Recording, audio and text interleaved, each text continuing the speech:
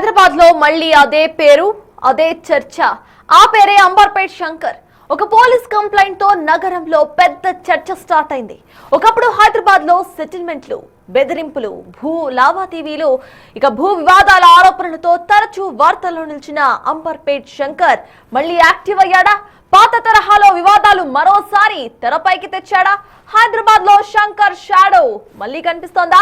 అంబర్పేట్ శంకర్ పేరు మళ్ళీ ఎందుకు వినిపిస్తోంది అనే చర్చ ఇప్పుడు నగరంలో హాట్ టాపిక్ గా మారింది.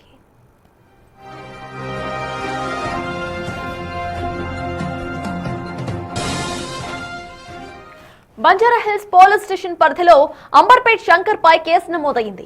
ఓ బిల్డర్ ను చంపేస్తానంటూ బెదిరించినట్లుగా ఆరోపణలు రావడంతో కేసు రిజిస్టర్ అయినట్లుగా చెబుతున్నారు పోలీసులు. రౌడీ షీటర్ గా పోలీస్ రికార్డుల్లో టాప్ లిస్ట్ లో ఉన్న శంకర్ పై గతంలోనూ బెదిరింపులు, సెటిల్మెంట్లు, భూ వివాదాలకు సంబంధించిన ఆరోపణలు ఉన్నాయి. ఇప్పుడు తాజాగా నమోదైన కేసుతో మళ్లీ అవే ప్రశ్నలు తెరపైకొస్తున్నాయి.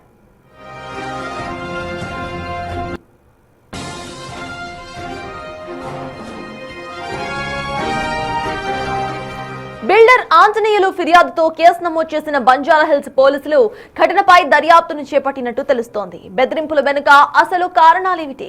ఏదైనా ఆస్తి వివాదమా లేక వ్యాపార లావాదేవీల గొడవలా అనే కోణంలో విచారణ కొనసాగుతోంది.